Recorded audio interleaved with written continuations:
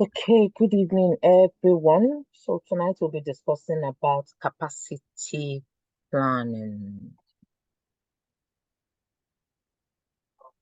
Okay, we'll be discussing about capacity planning.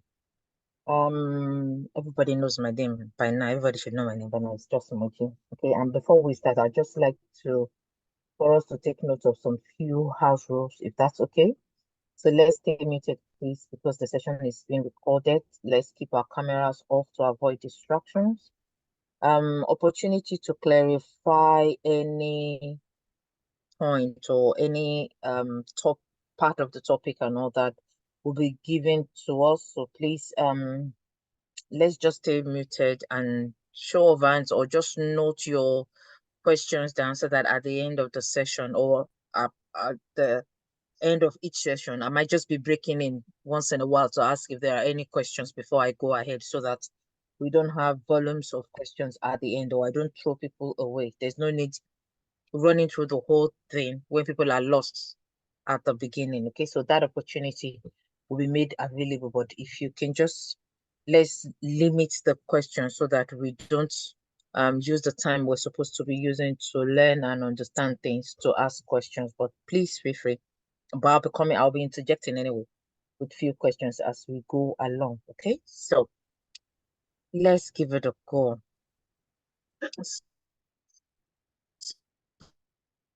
So tonight we'll be looking at the meaning of capacity planning. We'll be understanding what it means to plan the capacity.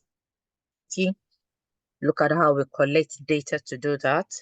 We'll look at the benefits. Why do we need to do it? What value does it add to us as a team?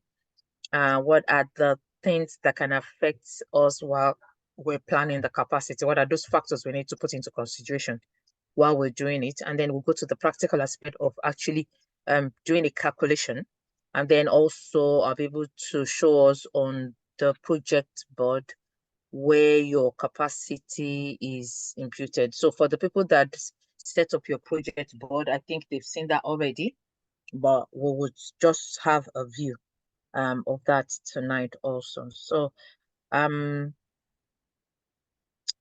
just want to start off with the simple understanding of capacity because then that will help us to understand what it means in Agile or to a team. So capacity simply just means the maximum amount or the limit that a thing can hold, contain, or produce. Okay. So if you look at the image on the screen, you have a 1 liter bottle of water, and then you have a 2 liter one.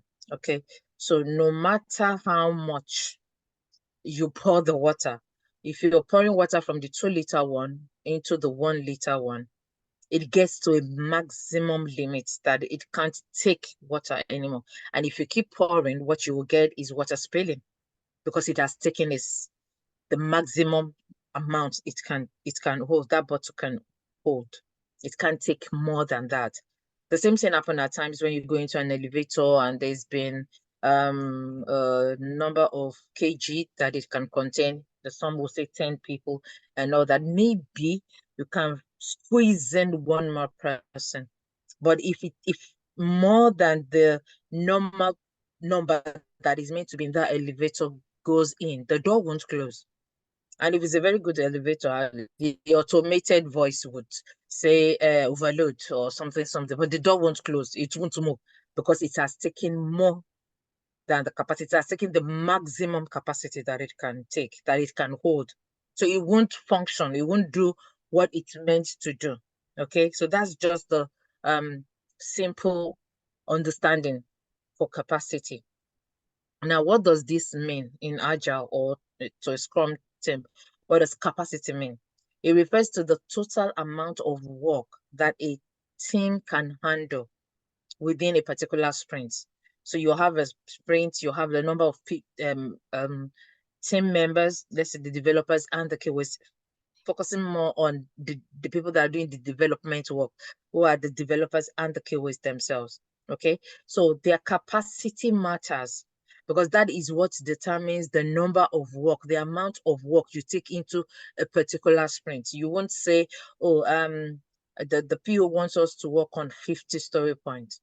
and there are just 10 of us. Oh, we can do the 50 and all that. Okay, so that is why you need to plan your capacity. Now, your capacity and your velocity work hand in hand.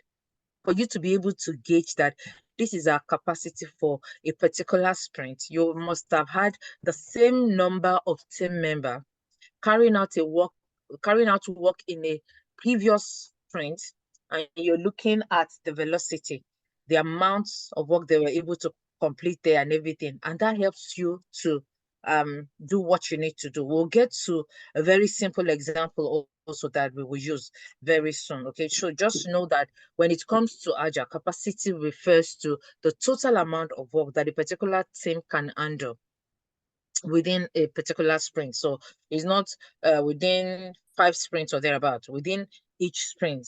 And there's every possibility that your capacity in one sprint differs from the other one. It might not. We will also very soon look at the factors that might contribute to that. So the process of determining the amount of work a team can accomplish in a future sprint. Now, remember that the planning we're doing, when you do a planning, you don't do a planning for something that has passed. You're doing a planning for a future event, okay? So the capacity planning is for the future sprint, the next sprint you're going into. So you don't just start planning at your sprint planning. You don't start planning when your sprint has started.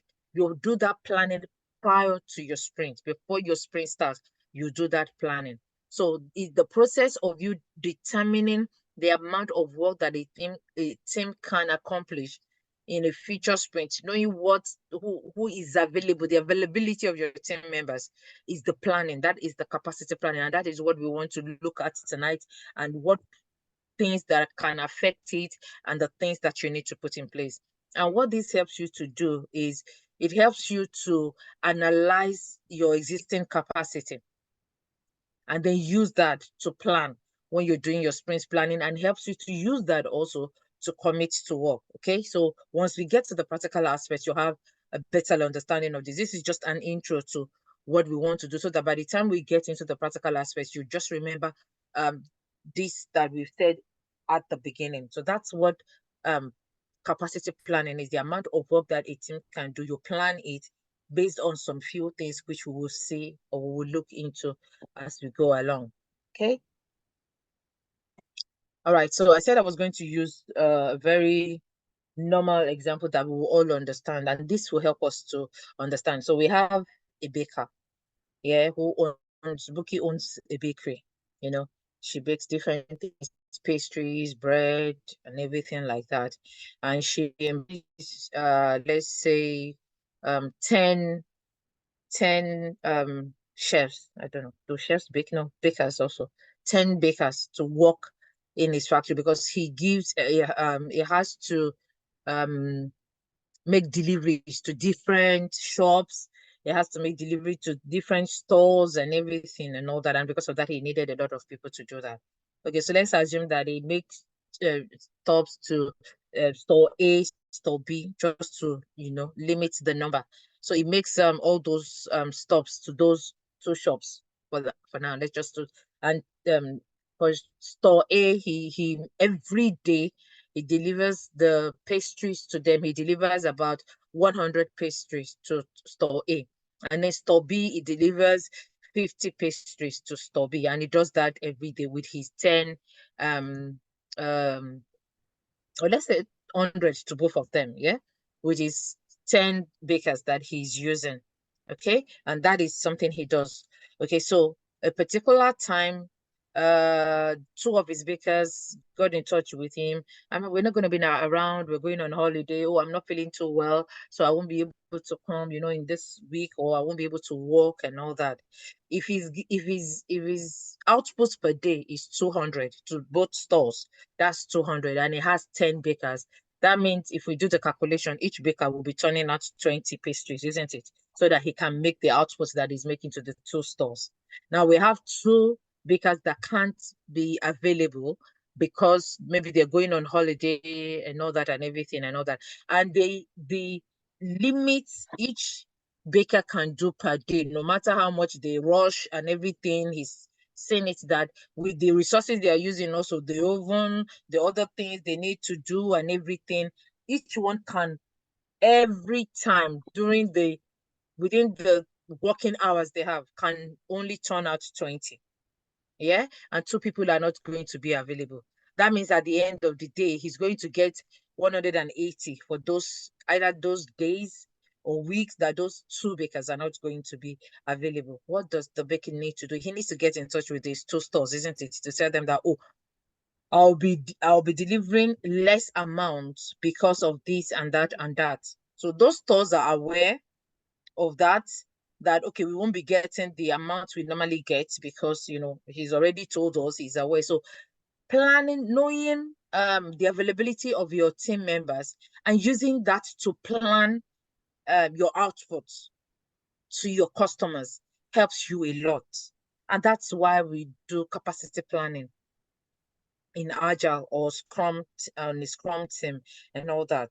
This would help us to understand better before we go into the figure aspect of things. That knowing the availability of your team, being able to plan to say, okay, this sprint, the business is expecting us to do 1, 2, 3, 4, 5, 6, 7, 8, 9, 10.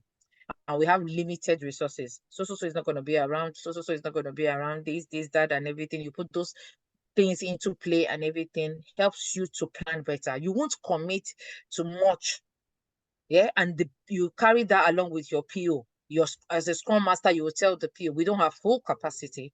So 10 things you want us to do, we won't be able to finish the 10 things that you want us to be able to do during the sprint. And we don't want to take them in and not complete them, whereby we've committed ourselves that we're going to do it and then we don't finish it up and all that. So you use that to plan. And when you're doing your sprint planning, you bring your team's capacity, which you've calculated before, and you bring that in, say this is the available members we have and everything, and then plan work based on the available capacity. So it's not your developers, it's not the job of your software testers to be telling the PO that we're not complete, or 2 of us are on holiday and everything. That's where you shield your team as a Scrum Master. And you are saying that the ADM can also, be aware of that and also carry that to the team. Remember that when we were doing the creating report training, we actually put that capacity information into our report because we want that transparency to go to the stakeholders so that they are aware that why you might not get some of the things that you wanted for that particular sprint is because of our capacity. That's where it came in. And I think I remember saying it, that by the time we're doing capacity, you will understand better why we need to do that, carry them along, because Agile is all about transparency. We want to collaborate. We're working with them. So we want them to have the same information, same shared knowledge that we have because of transparency. Okay, so let's go to our topic itself. So there are some few things we need to understand when we're talking about capacity planning that you need to be aware of when you're talking about your team's capacity planning. And the first one talks about the availability. Okay, so a team's capacity is based on the team's productive hours. What productive hours means is the time when, so all their time is productive, don't get me wrong, but there are some times, for the times they spend in meetings, doing all you go to meetings, they go to trainings, the developers might have a meeting that they go to upskill, the keyways might have a meeting that they go to upskill and all that.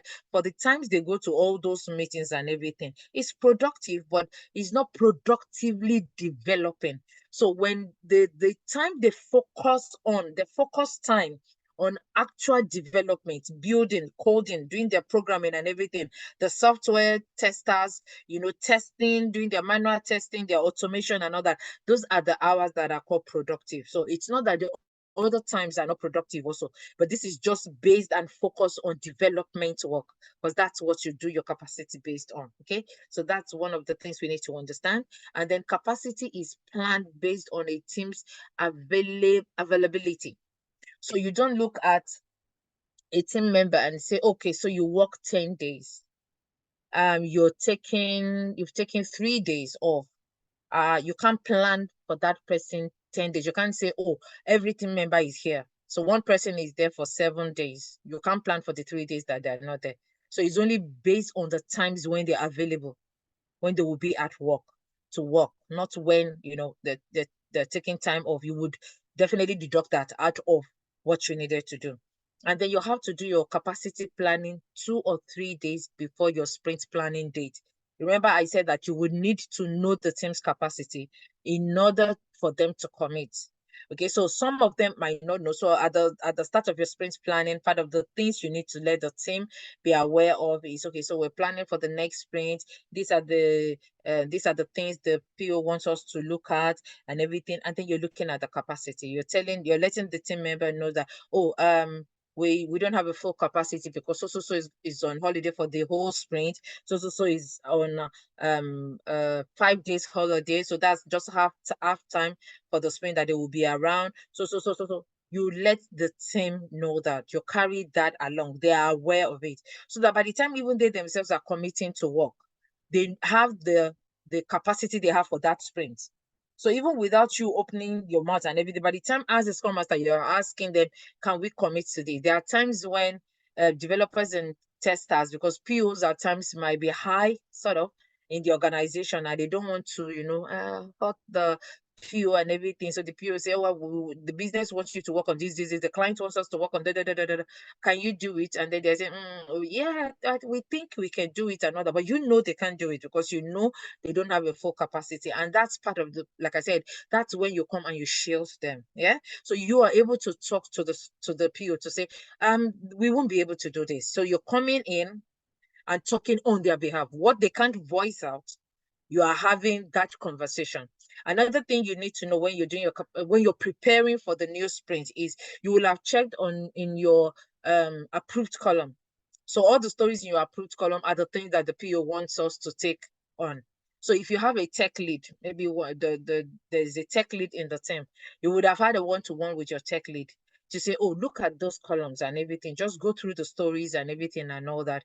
And then you will be sharing that capacity for the team with the tech lead and saying, this is the capacity we have. Look at everything the PO wants us to work on. Do you think we will be able to do it? And then he would, because of his technicality, because you might not have that overview, the domain knowledge or the technical knowledge of if we're able to do it, then he will look at it and say, I don't think we'll be able to do this and everything. And that approved column is always arranged in order of priority and everything. Or maybe we'll be able to do, 5 of them, but no, not the whole 10. It's too much looking at that capacity that you said. If so had been around, he's more experienced, maybe he would have been able to do da. But we have maybe um 3 people who are still upskilling. He's looking at the technicality aspect of the story and looking at his team's experience, their skills and everything, and giving you advice. The advice he gives you is what you take to the sprint planning and use that to so by the time you're giving shielding them and giving the PO the information that, oh, we know we won't be able to do that because of this, because of that. Oh, but the business wants it and everything. Well, we would try and bring anything we can do in, yeah, but we're just letting you know that there's no way we can complete this thing. And a realistic product owner won't keep forcing to say, I don't want to know, you have to do it and everything, because you're telling them you won't be able to do it. And at that point, your tech lead can also unmute if it's a online meeting and everything, and actually drive the point home also with you, helping you out, because you have to be the one to start it. And then the PO, there will be kind of a consensus and everything to say that, okay, I think the first 5 are quite, important. We need to get those ones out by the end of your sprint and all that and everything. So do those ones first and everything. If we're able to do it and finish it on time, again, based on the complexity of it and everything, if we finish it on time and all that, and we still have enough capacity before the end of the sprint, we can bring in maybe the next one you feel is priority, but let's just focus on doing this 5. And that is how you use your capacity, to help your team, to shield your team. So it's important to you, it's important to your team, so that they are not overwhelmed, they are not put under pressure during the sprint. Okay. And another consideration is that consideration is given to team member status. So you might have full team member, and then you might have borrowed or shared resource. Okay, so maybe there's somebody that is in another team, but because maybe you have limited hands, you have limited capacity, they needed something to go out on time and everything. you will have to meet with the other scrum master of the other team and agree on the percentage. So the other team can have, oh, he's going to spend 60% of his time with us, and then they can come and spend 40% of his time with you, or let's share this resource 50-50 and all that. So that means for those 10 days, don't expect that person to give you their full focus, because they're working on another project also. So that is being put in place so that by the time work is being assigned to that person, you can't assign work to that person, the same amount of work to that person with the same amount, with the and assign the same amount to somebody that is full-time, somebody that has the 100% capacity to work. So that's another thing that your capacity planning helps you to be able to see and work with. And then the team's capacity is an estimate of a future activity. You know, I said it's for the next sprint. It's for the new sprint you're going to. So it's not accurate. So it's still an estimate. I can tell you that, oh, I'm going to be available the 10 days. I'm going to be available and everything within the sprint. Anything can happen. I can have an emergency that I have to go for and all that. So all those buffers you need to be able to put them in when you're doing the planning. And then your velocity just measure your past activity. Okay, so the velocity for the baker now is, oh, I always turn out my team of 10 bakers turn out 200 pastries at the end of the day, or yeah, at the end of the day and everything like that. And then you're looking at that. So because they've been turning that out, that is a past activity. That past output they always put in is what helps him to know that if I don't have a full capacity of 10 bakers, I can't turn out 200 pastry at the end of the day. So that is how it's measured. You're looking at what I'm going to do next based on the information of the past activity we've done, the past outputs we've done, and that helps me to help us to make a commitment to what we're going to do in the future, which is the next one, like I said. So we can have a sentence like, let's use this, which is the capacity that we might have to achieve this work we want to do, which is your sprint goal, based on our past performance, which is your velocity. So you're looking at your velocity and saying, like, again, going back to the bakery and all that, to say normally we turn out this output and everything. Our goal is we want to turn out this amount of pastry to the stores and everything. What capacity do we have to do that? Do we have the same capacity? Do we have less capacity? And then we're planning based on we're being realistic when we're doing our planning, and not just being abstract to say, oh, we can do it and everything. We're being realistic as you go along in what you need to do. So I hope that's clear. Do we have any questions before we go further? None? Okay. So let's look at how you know your team's capacity, how you collect that data from your team members to know, okay, so this is what we need to do, how you get those information from your team members. Okay, so you can gather it at a meeting. Okay, so let's assume that this is a new team, they've not done it before and everything. So you can gather them in a meeting for, it shouldn't even be up to 30 minutes and all that. It should be less than that. Maybe gather them in a meeting for 15 minutes and everything, and what you'll brief them what it's all about, like because it's a new team, they've not done it before. So you're briefing them just like I'm explaining to you, oh, I need to gather your availability for the sprint because I need to use that to plan our capacity going into the next sprint. You collect that information from them. Who has day off, who has holidays, who has trainings and everything. What day are you going for full day? Are you going for half day for your training? Who has, personal things that they have and everything. You're looking at all that. So you can gather your information from them in a meeting. You can have them update a document. Okay, you create an Excel. It got so good now, you have to do SharePoint. So you can create an Excel document, put it on your team's shared point and all that. And then just maybe during stand up, the days before, so you need to do it 2 to 3 days before. Ask them a week before the next sprint. So you have 2 weeks sprint. They finish this sprint.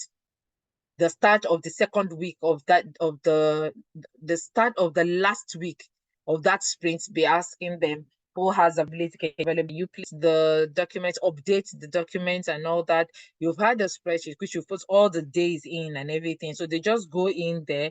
If it is color coding, they just color code the cell of the days that they won't be around and everything. And then you have that information to use to do the planning that you want to do and everything. And believe me, don't expect them to do it without you reminding them. Remember, there are times where they're doing their own work and they're doing their development and everything. So at times during stand up, you'll have to um um remind them. At times you'll have to put it on your team's chat or channel and everything just to remind them. And there are times when even you have that spreadsheet, you've reminded, you will still see people that would not still do it, either because they're procrastinating, oh, I'll do it later, oh, I'll do it later and everything and all that.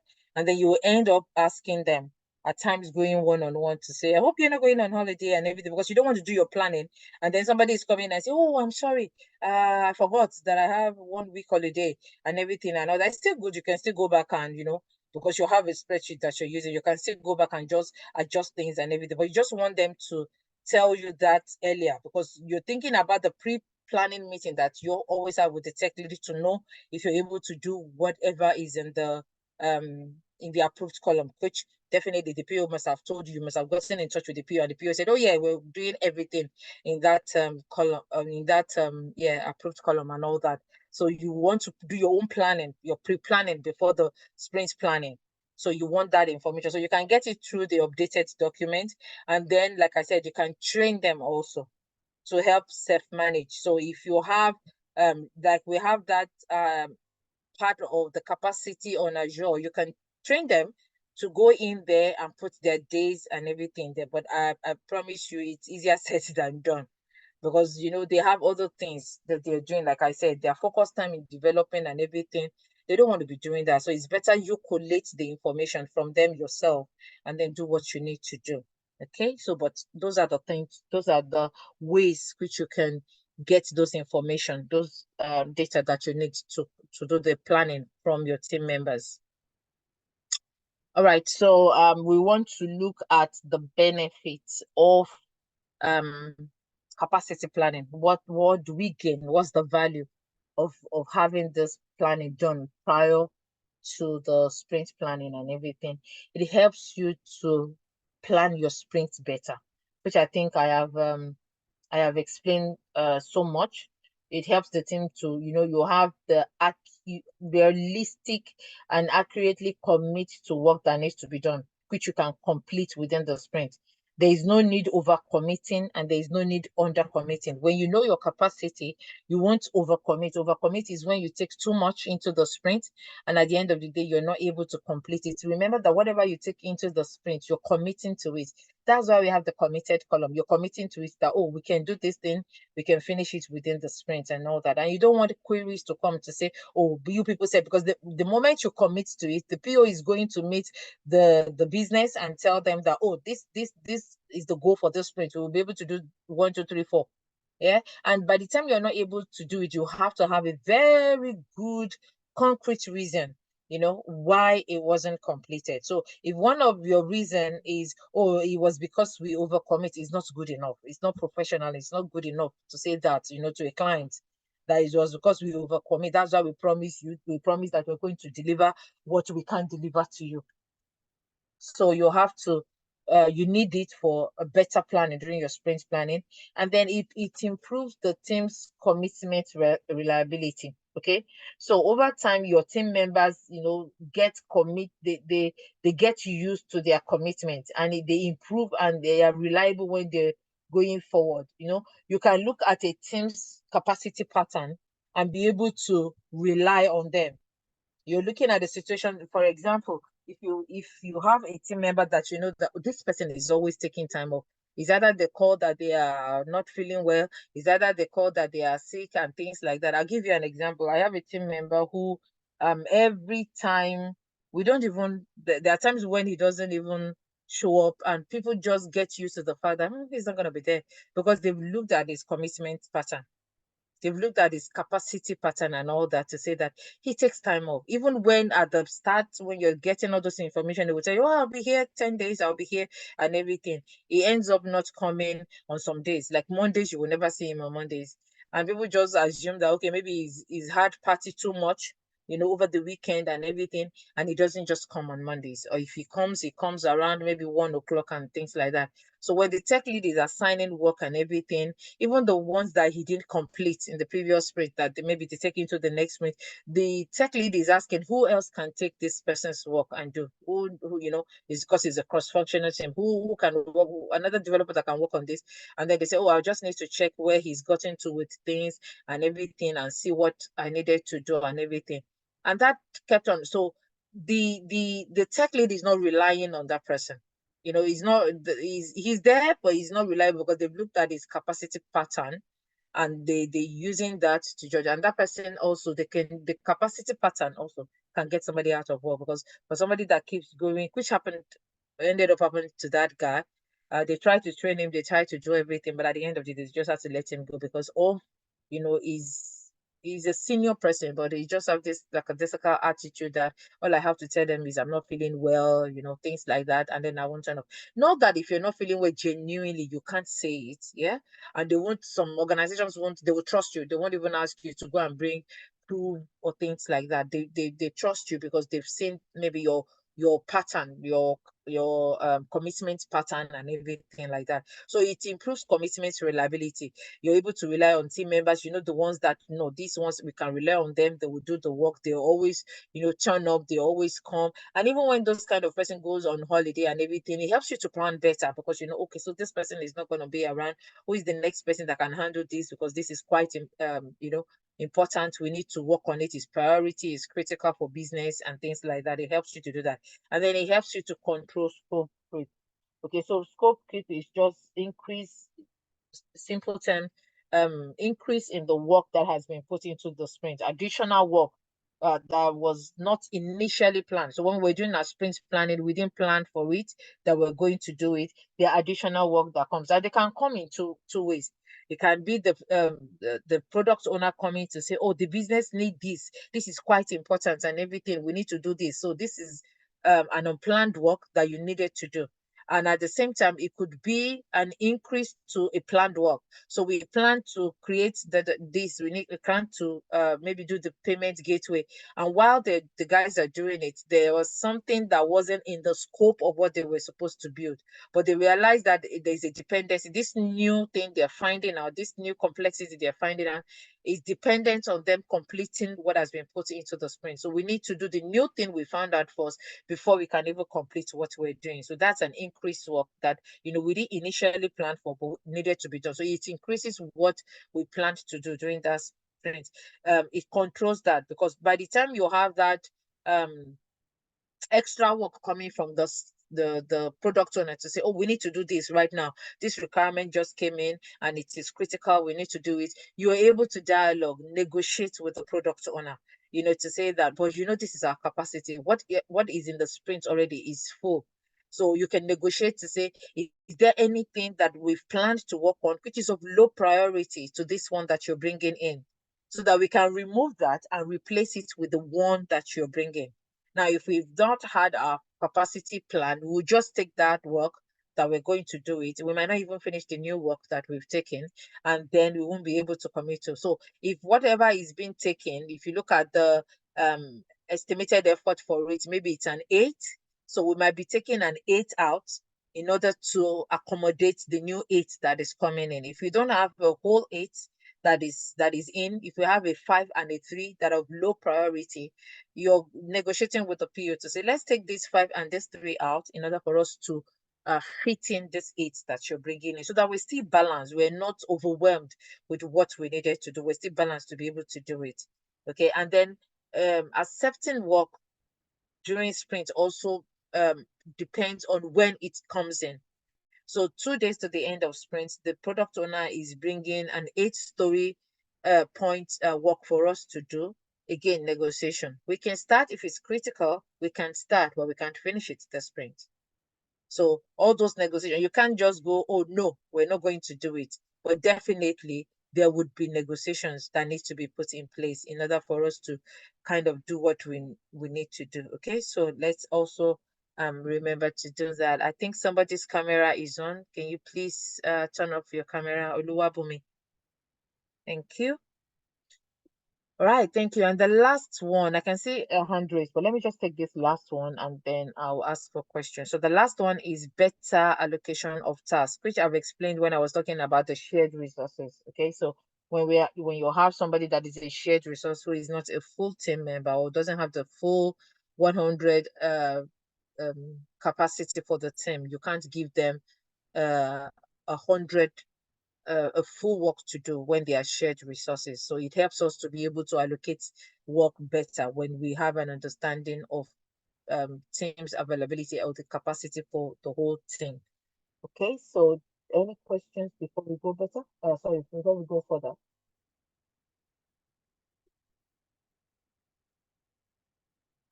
Okay, so then we just want to look at, have an understanding of some factors. Miracle, My you hand have your is hands. up. Yeah. Okay. I don't know. It's just I don't know how I will ask the question. But for the second sprint, I want you to is capacity planning for a second sprint for sprint 2? If capacity plan the same thing as sprint refinement? No. Your refinement. So what you're refining is the story that you're working on, and that is different from your capacity planning. Your capacity planning is just saying, what is the amount of work we can take into the sprint based on our availability. That is what your capacity planning Oh, is. okay. While refinement is you're looking at the stories, getting clarification where you're not sure. Okay. So you're refining the developer, the testers, the product owner, or the BA are looking at the product backlog and refining it, grooming it, arranging it in order of priority. Wherever there's anything that is not clear, asking questions, looking at a story which might be big, the PO might think that, oh, this requirement can stay in one story. And by the time you've gotten clarity and all that, the developer might feel that this is a big one. We can't do it just one. Can we break it down into 2 stories? Can we, having a full scope and a full understanding of what needs to be done? And that why we do that is so that the sprint can go smoothly when you have that shared understanding.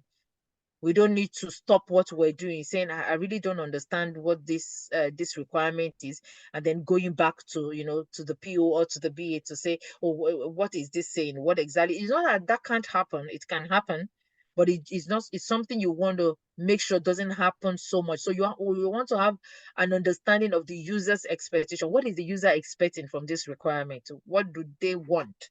What do they need done? That is what your refinement is. And arranging, like I said, the backlog based on the refinement you've done. So you do your refinement with your PO or your BA because the backlog belongs to your PO.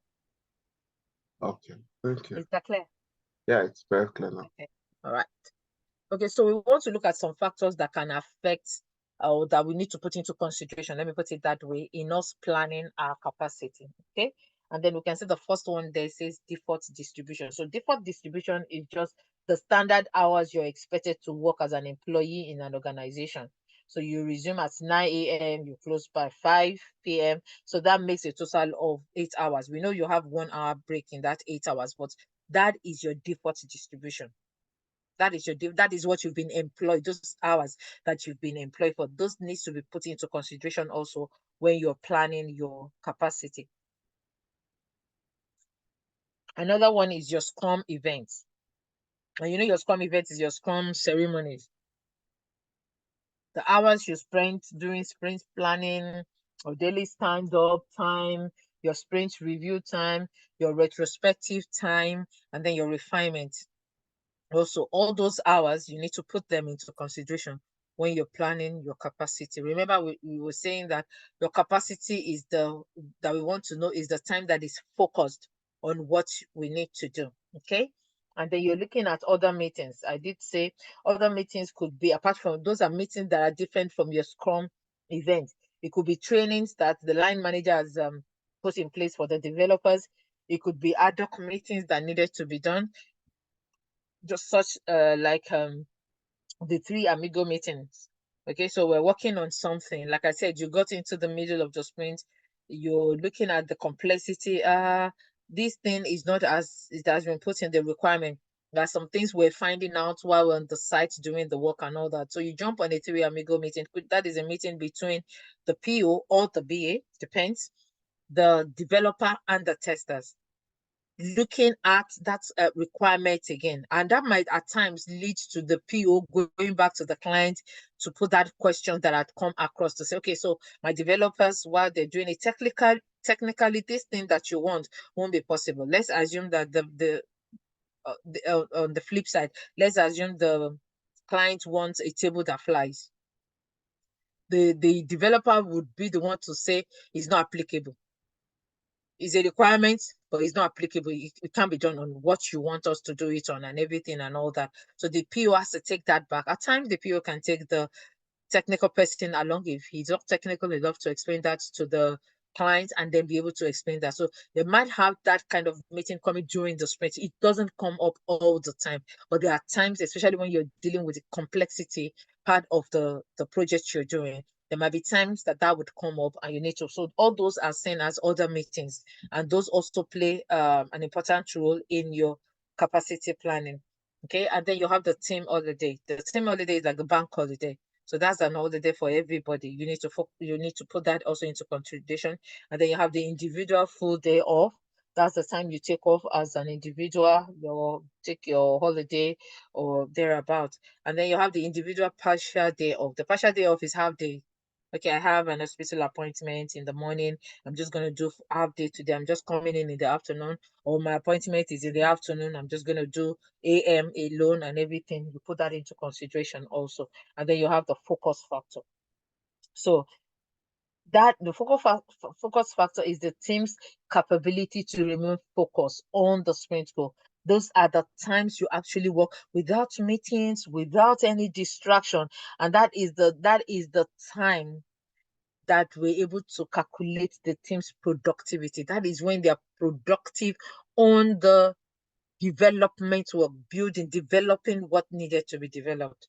Okay, so all these factors play an important role in you planning the capacity for your team for a particular sprint. Okay, so we want to go to the kind of the practical aspect of things now. Okay, so we're looking at the first step you need to take when you do your capacity planning. We're looking at the steps in calculating it. The first step is to know your sprint duration on the calendar. Okay, so you have 2-week sprints, and I've just used an example of the next sprint you're going to go to so that I make it as real as possible for us. You're starting your next sprint, your sprint 1 on Tuesday, the 4th of June, and then it's going to end on Monday, the 17th of June. Those are your 10 days. So you have the Tuesday, Wednesday, Thursday, Friday, Monday, then Tuesday, Wednesday, Thursday, Friday, Monday, because the next Tuesday, fortnightly, it would be the start of another sprint. Okay, so these are the days that you have. This is your sprint duration. So once you know that, the next thing you want to look at is the list of your team members. So your step 2 is your team members and the roles. And I'm going to explain some things to us here when we're doing capacity planning. Okay, so you can see the names of all the team members. And can anybody tell me what you've noticed with the roles? Anyone wants to unmute and tell me what you've noticed with the roles? Anyone? It's either you are a developer or a tester. Good. So you can see that there is no BA there. There is no Scrum Master. There is no ADM. There is no PM when you are doing your capacity. Do you know why we don't have them there? Anyone? Can anyone guess why we don't have them there? Like why we don't have the Scrum Master there? Why we don't have the BA there? Because they're the ones putting in the productive hour for working directly on the projects, putting Okay. things, ensuring that it's working, working Who on said the that? requirements. What? Sorry, who answered the question? Bukola. Okay, thank you. Thanks, Bukola. And that's the answer, you know. They are the ones actually building. We're all a team. We all have what we do. But the developers are the one, you know, coding, writing the codes and all that. And the testers are the one testing what has been done to verify that it is in line with the requirements. Does that mean the BAs don't work? They do. They just work ahead of the sprint. Okay. So while you are in sprint 1, working on the stories they've written in maybe the sprint 0, they are working on the stories that are going to be done in sprint 2. So they work ahead of the sprint. Okay. And like you said, even though they wrote the story, the requirements and everything, they are not doing the proper the coding work. So you don't factor them into your capacity planning. That's why you don't have their names here. So the people that are committing to work is the developers and the testers, because they are the ones carrying out a development. But what they're developing is what the BA has written, yeah? And then the Scrum Master guides them through the process, the Scrum process, so that they are using that process to do what they need to do, because they are experts in their own field. But somebody needs to kind of guide them through a process so that we're following a process in order to be productive and add value at the end of the day. So that's why you don't have the BAs there, and then you don't have the Scrum Masters there, because you're just guiding the team. You're supporting them and guiding them through. Okay. Okay, so that's the next step we needed to sort out. Any questions on that before I move ahead? Because I always have questions when it comes to that role aspect of things. Any question, anyone? No? Okay. Good. Okay, so the next thing you want to do after listing down your team members and their role is to identify allocation. So as you can see, from John to Gerard, we have 100% allocation. So those are the full team member for this particular team, while Agatha is just a borrowed resource. And that's why you have 50% for Agatha. Okay. So we can't calculate it and say, oh, for that team, you have about 7 members. Everything should be, if you're looking at 8 hours, that's 8 times 7, it should be 56, because we have a borrowed resource there who is just going to do, our focus is going to be 50% on our project. We need to factor that in. And then you can see the addition in days. You can see the addition in sprint. So the first one that has 8, 8, 8, 8, 8 is the days that they work, 8 hours a day. You know, I talked about the standard hours. We're looking at the standard hours in days and then the standard hours in sprints. So the standard hours in days is 8 hours for each person, which is a total of 52 at the end. And then in sprint is times 10, because your sprint is 10 days, isn't it? So 8 hours per day times 10 days will give you 80, 80, 80, and for Agatha will just be 40, and you have 520. So you can look at this and say, oh, this team's capacity is 520 hours. They have 520 hours to work and everything. Now let's start putting all those factors that we said we should consider and see what the total we will get at the end of the day. Okay. All right. So once we finish that, and then the next thing we want to do is we want to put in okay, so the 520 we got here, yeah, is just breaking it down out in those days of the sprint here, just to give us clarity also, that for the 4th of June, which is next week Tuesday when the sprint starts, till when it ended on the 17th of June, these are the days, 80 hours and everything, like we said. And then it comes to total past for that sprint is 80, 80, 80, 80, and that's the 520. So I just opened it up kind of here for us to see. Okay, and that's based on the default distribution. Okay, so this is a factor. This is considering that everybody is coming in throughout the whole sprint. Nobody has taken any time off, nothing. The 520 that we saw in that previous slide is what we have here. Now, this is the default distribution for the whole team. Now let's start putting in some consideration and see what happens. So you can see that on the 11th of June, everybody is not in because that's the bank holiday. Okay, everyone is not in here because that's the bank holiday. So if you have a bank holiday within your sprint, you need to factor that in when you're doing your capacity planning. And what that means is from everybody's 80 hours per sprint, you can see now that it's now 72 hours per sprint, and Agatha's one has become 36 hours per sprint because she's 4 hours. So hers has become 36. From our 520, you can see that it has come down to 468 when we have put in the bank holiday in there. Okay, so we want to look at other factors. When we factor in individual full day off and partial day off also, we can see that over here, James has taken 2 days off. So he knows the bank holiday is coming. He's taking a day before the bank holiday and a day after the bank holiday off there. Okay, so John is still sticking to full time. The only time affected is the bank holiday, so he still has his 72. But by the time we factor James's 2 extra days that he has taken off into things, you can see that his own hours has dropped to 56. Okay, Mary also has taken time off after the bank holiday, 1 day off, and her own time has dropped to 64. Michael is taking half day off here, and his own time has dropped to 68. The same thing with Chris. Chris is taking half day off here, and his own is 56. Gerard is still sticking to just the bank holiday alone, and is still 72.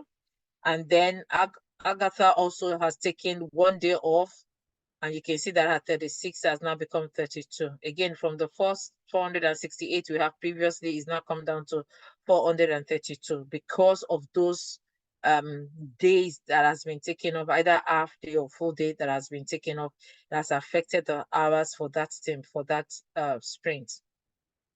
Let's go further.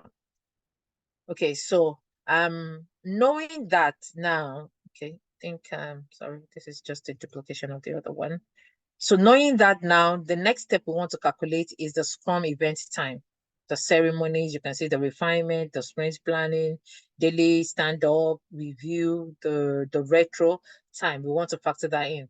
So they always have their refinements twice in the sprint for this particular team, and they do 1 hour at each refinement. So on this day, they've had the refinement. So that's Tuesday, Wednesday, Thursday. On that Friday, they had a refinement. And another Friday here again, you can see they had a refinement because remember their sprint ends on a Monday. So those are 2 hours. So total in minutes is 120, in hours is 2 hours. We put that there. Their sprint planning is just once a sprint at the start of the sprint. You can see the 120 there, which is 2 hours. You put that there also. The daily stand-up is 15 minutes every day. You have to add that apart from the bank holiday. So if you add all that together, it gives you 135 in minutes, and that's 2 hours, 25 minutes. Then the review comes up once a sprint at the end of the sprint, 2 hours. Again, that is, you factor that in. And then the retro also comes at the end of the sprint, 1 hour, 60 minutes, you put that in. So the total hours they've used for their Scrum event, you calculate all those things, it comes to 9 hours, 25 minutes, 9.25 hours, or 9 hours, 25 minutes. You can see that there, and you can see the total in minutes over here. Okay, so that comes into the calculation also. And then we want to look at other meetings that they do. So in this team, the Scrum, the team have an agreement that they will be having Scrum coaching session once a sprint, because it's a new team, isn't it? And the Scrum Master is trying to help them to understand the Scrum process, best practices, and all that. So they've agreed as a team that we'll be having that on the first Friday of the sprint, 2 hours coaching session, and that has been put into place. Now, this is other trainings. Maybe the developer, the line manager for the developer also puts trainings in place for them in order to help them to upskill. There's a new system, or the organization has just bought a new tool that they needed to be using in order to have better productivity, and they needed to be trained for that. It comes up once a while, not all the time, but you can see that has been put in place. There are times when they have tech talks, those explaining things to them so that they understand, like I said, the tools that are being used and everything. And they can do that every sprint. Maybe it happens once every 2 weeks. It happens fortnightly and all that. On the days it happens, the number of hours it happens, that is also, you factor that in also, because the time they are going for that meeting, remember, they're not focusing on development. That's what all these other meetings means, and then you factor that in. So for every sprint, for all those 2 meetings that comes in, there's another 4 hours that you need to factor in when you're doing your planning. Okay, so let's bring all those into what we're doing and see. Okay, so this is the sprint. You know, when we calculated their time off and everything, the bank holiday, the time they've taken off and everything, this is the hours for the sprint for all the team members, and that was the one we got at 432 hours in total for all of them. Now, by the time you bring in the Scrum event and the other meetings, you know, for each person, you calculate it for each person, because each of them will go for those meetings and all that. You calculate it for each person, the total for the whole Scrum team comes to that. And the other meetings also calculate it for each person, those 4 hours, it comes to 28. If you add that together and subtract it from their sprint hours, this is what you get for each person.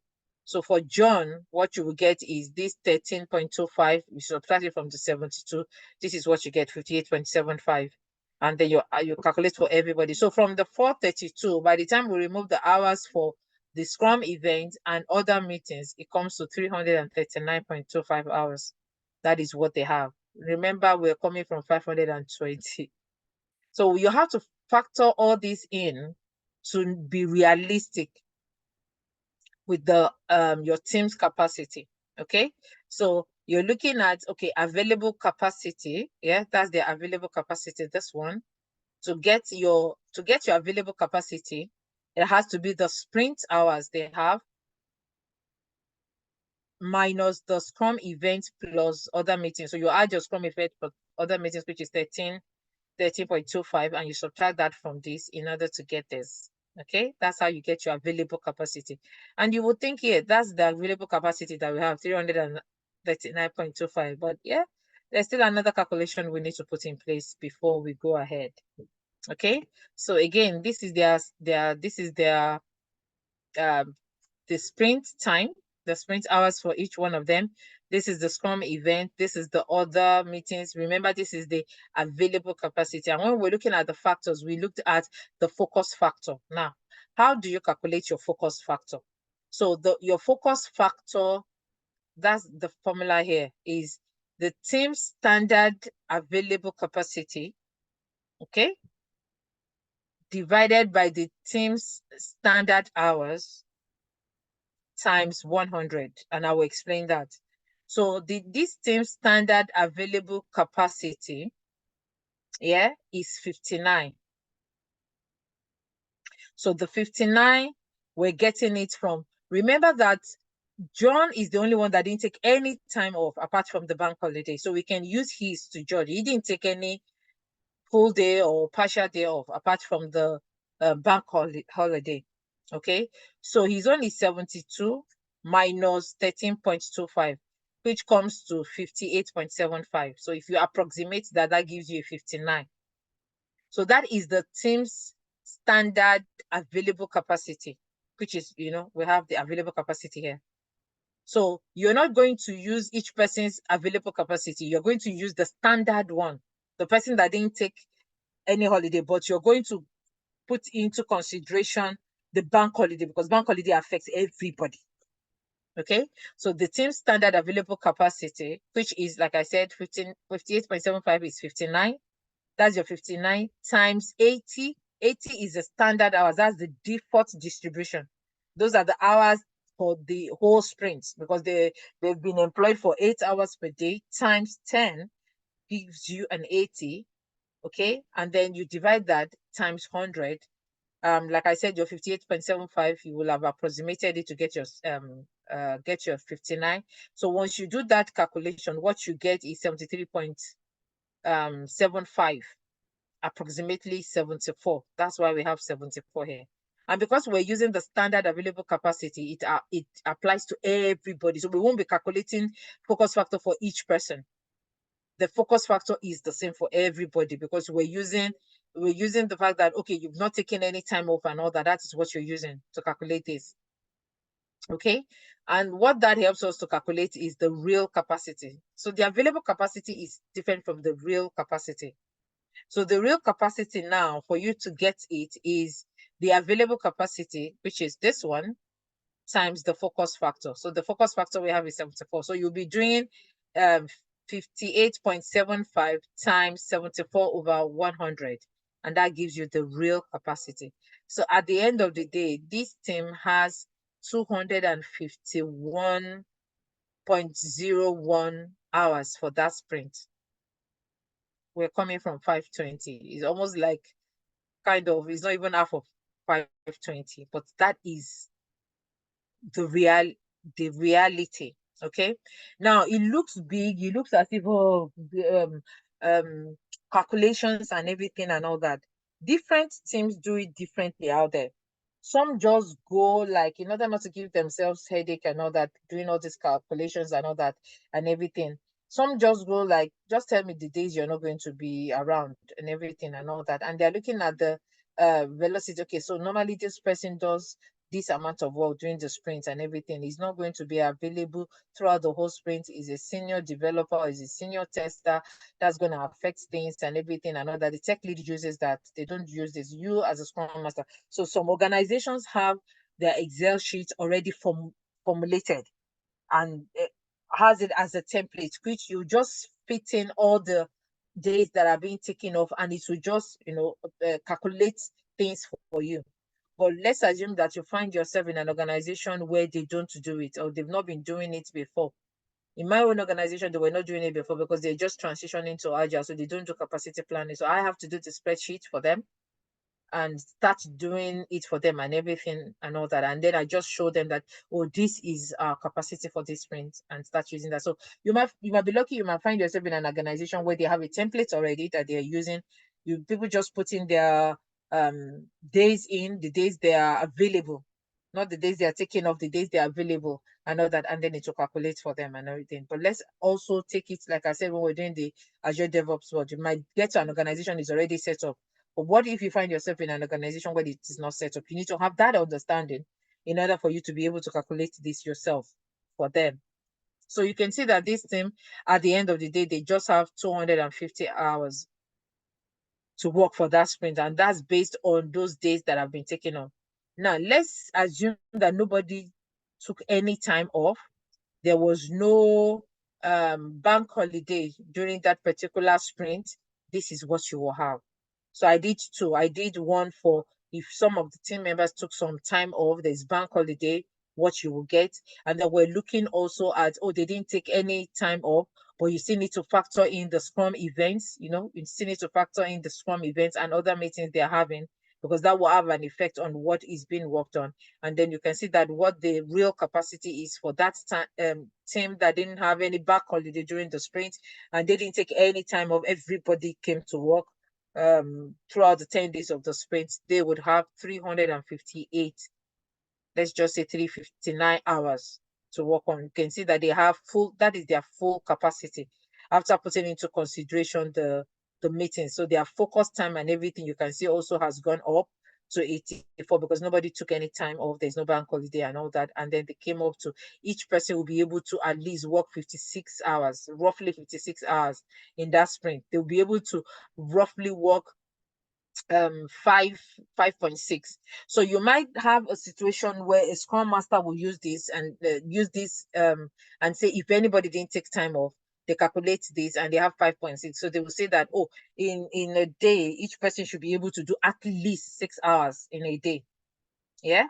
They will say, okay, each person should be able to do at 6. So if we had approximated that 5.6 for everybody and all that, we're still going to put in Agatha zone consideration and everything.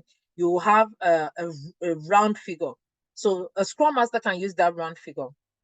Okay, base their capacity planning on that round figure, that when we're full capacity, this is our round figure where we do 359, or let's say 360 in a sprint and all that. And then they're looking at the situation where, oh, 2 people are not going to be around and everything. They don't deduct that round figure, because for the sprint, if we do the round figure, for 6, definitely the other one will be 60.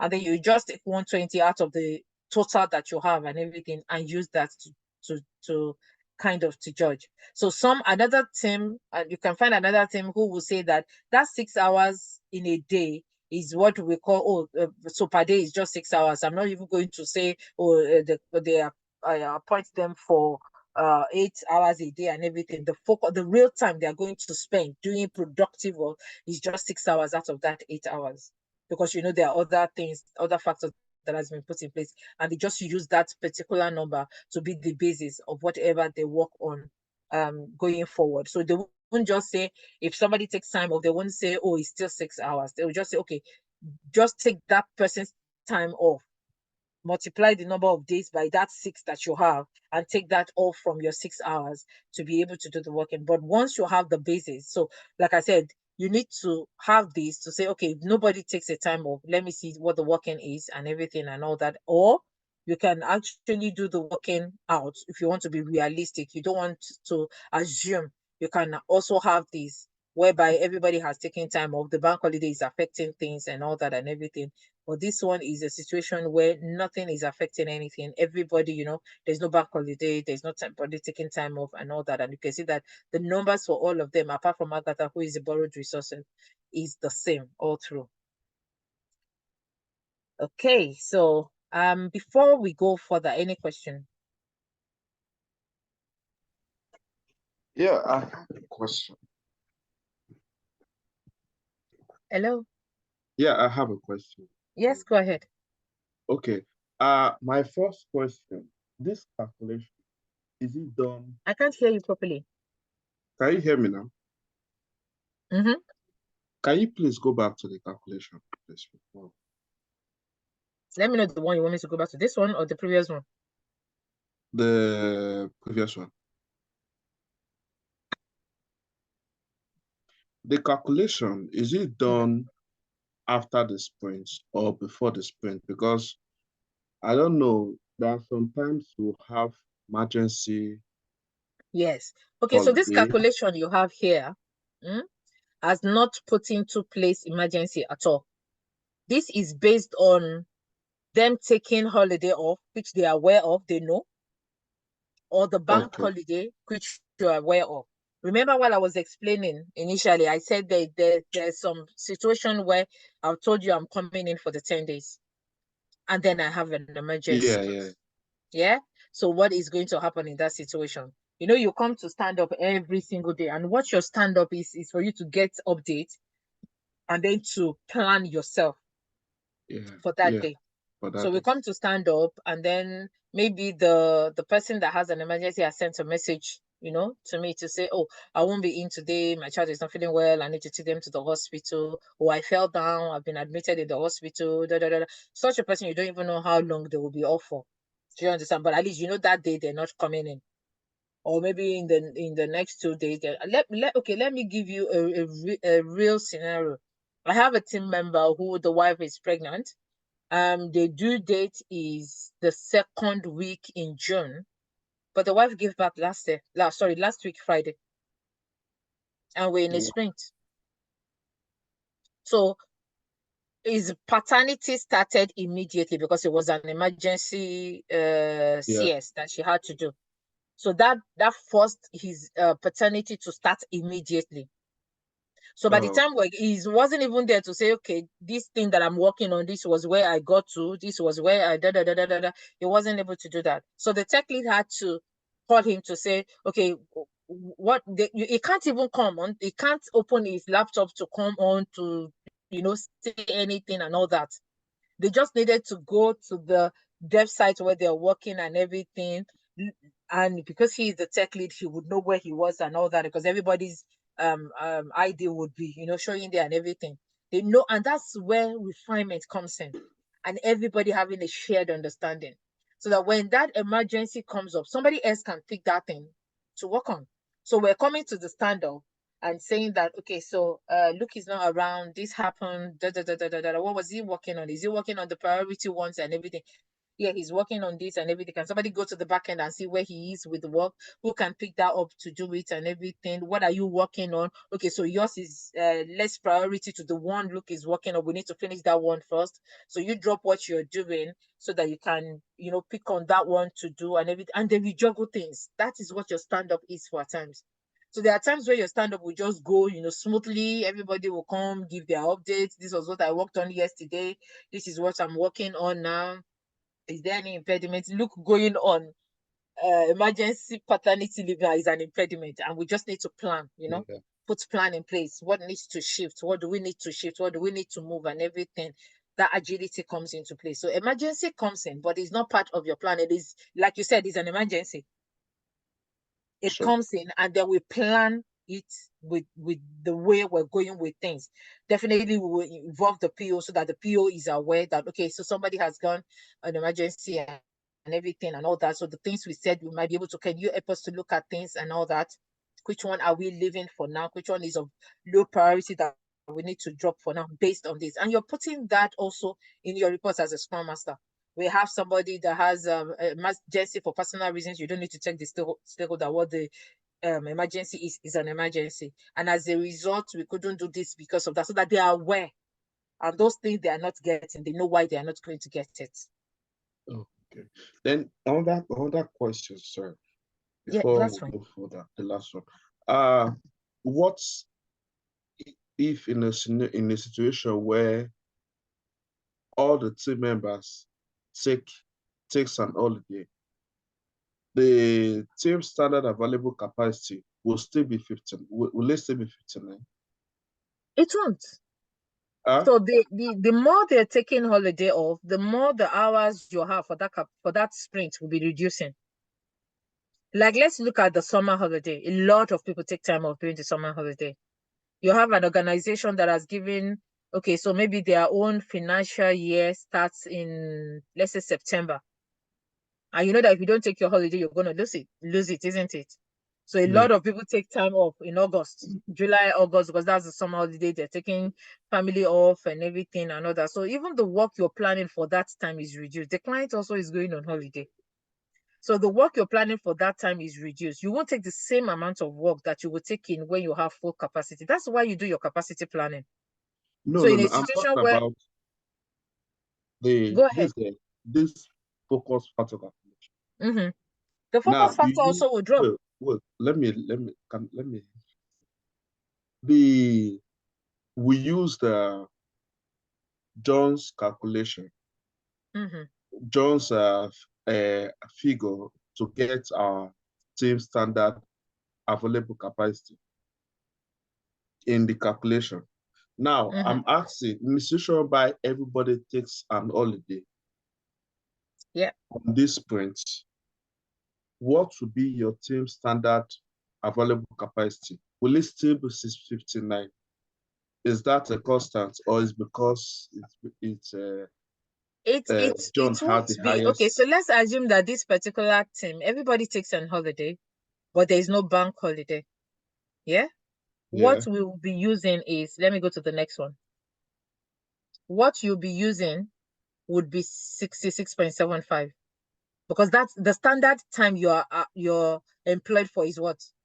Is 80 per sprint, isn't it? Yeah. So to get your available capacity, the only hours you remove from that is your Scrum event and other meetings. So if all of them have taken days off and everything, what we'll be using to get our focus factor will be the standard. That was why I used the word standard available capacity, which will be what? 66.75. Because the only thing, like I said, you're removing is just your Scrum event and other meetings. Why we use John's one here is because John is the only one, remember, that didn't take any time off. John and Gerard. Okay. That was why we used the 59 here. The bank holiday has to come in because bank holiday is for everybody. Yeah. So you have to use that. So we're not using Johnson because, he didn't take time off. What if he had taken time off, if everybody has taken time off and there is no bank holiday, what we'll be using is 66.75. if there is bank holiday and everybody has taken time off, what we'll be using is approximately 59 because of the bank holiday. So this one is putting in to focus the bank holiday into consideration, the bank holiday, while the other one, there was no bank holiday during this calculation. That was why we're using 66.75, which is roughly 67. Okay. Yeah. Now I understand. Thank you. Okay. Any other question? Anybody else? Sorry to ask this question. You're using the capacity and the velocity interchangeably at the beginning of the class. Okay, Are they the so same? they are not the same. All right, I'll tell you what the I want to go back there. I didn't want to talk so much on velocity because you're going to be your velocity is one of your metrics, but it helps you also to measure what you can work on. Okay, so all right, where are you now? I think at the beginning that was when I made mention of it, and then I'm gonna go back there. And that was why I used the bakery. Okay, so let's go back to that. I want to go back to that bakery thing and use that to explain capacity and velocity. So in this bakery now, the capacity is the availability of these 10, the 10 bakers. I've removed one. That's why okay, no, there are still 10. Yes, there's still 10. So we're looking at these 10 bakers. That's the capacity for this, for let's assume tomorrow. So it has a full team capacity to get out the 200. So their velocity is 200. Averagely, they can turn out 200 pastries. That's their velocity. Your output is the velocity. Your velocity is calculated with what was planned and what was completed. They planned to do 200. They did the 200. So their velocity is 200. Okay. So your output, what output. the output is, that's, yeah. Okay, Thank so you. that's your velocity. So some team also, there might be a thing of the velocity, like I said, your velocity is based on what you planned to do and what you completed at the end of that sprint. So you might plan to do 200, you might plan to do 200, maybe something happens, somebody is slow, the oven is not working as it should, and at the end of the day, we got out 195 or maybe 190 instead of the 200. The velocity for that particular day is what? The output is 190 and not the 200 that they expected to get out. Or something happened with the flour. It wasn't just rising the way it should rise. And anything can happen. And then we didn't get out that 200 that he's expecting to get out and everything. And what you do during your retro is you look at your retro during your retro at times and said, okay, our average velocity for this team now, the average velocity is supposed to be, based on the things they've done in the past. Remember, I said your velocity is your past activity. Based on our past activity, we baked yesterday, we baked today, we baked Monday, Tuesday, Wednesday, Thursday, Friday, and we did 200, 200, 200, 200, 200. So we know that our velocity as a team is 200. And then the next week we're going into, we did 180, 190, 175, 170. At the end of that week, the baker will sit down with them. What happened? We were able to, the previous week, do 200, 200, 200. What happened? Why didn't we? Is there any fault with any of the oven? Is somebody not feeling well, and as a result, their output is not, where it's meant to be? That sitting and discussing to know what happened or transpired and everything, that's what you do in your retro, so that you continually improve your process and get a sustainability. When a team has the same velocity as standard going over about 6 or 7 sprints, and they have the same number, maybe they have 90 or 95, that is their velocity. And what you do is you're looking at that velocity and you're saying, when we were 10 bakers, we're able, what I explained initially. So let me put it on a team now. A team has a velocity of 90 when we're full team. So I don't want to go into, because that's another training for another time. But let me just quickly say this, that when we're full team, nobody takes time off and everything and all that, we're able to work on an average velocity. Your velocity is calculated with your story point. So we're able to work on an average velocity of 90 story points. When we have half team, people have taken time off, we have half team, are we still going to take 90 story points into the sprint we're going into? I don't know who asked that question. That's for you. Would we still take 90 story points in to work on at half capacity of team members?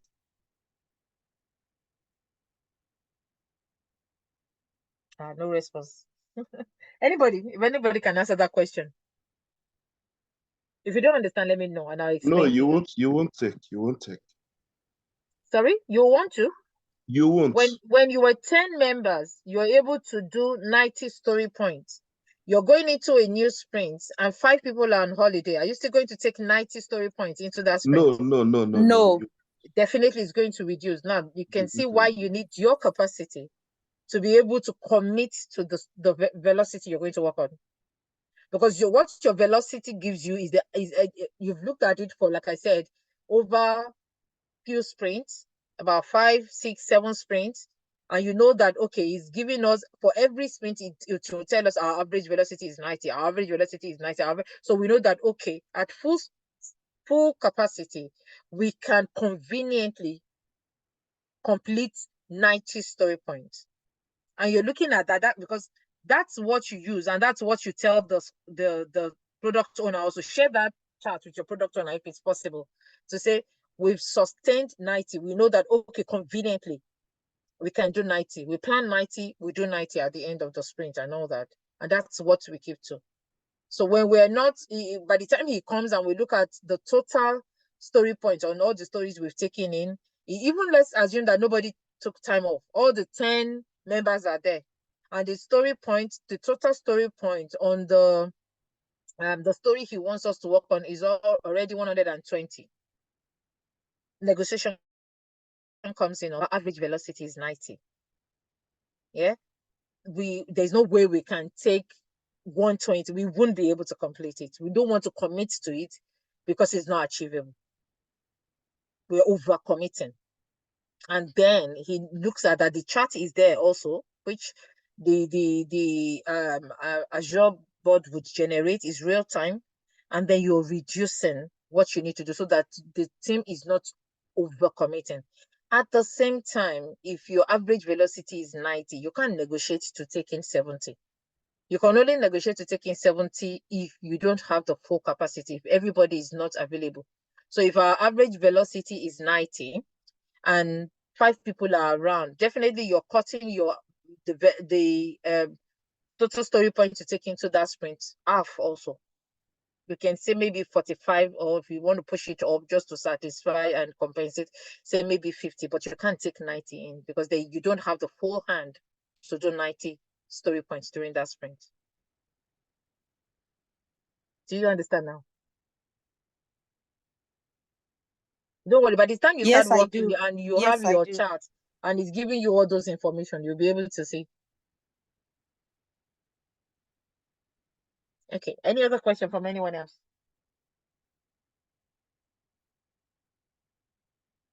Any other question? Then let me, I don't know, there was something. Okay, so I just want to quickly use this one also to say that let us use this that we know that we might have.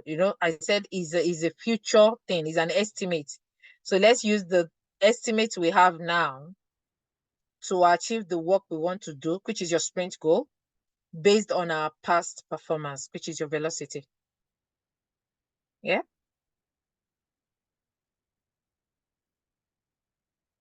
All right. If there are no other questions, I'm just going to stop sharing. And I think you can stop recording.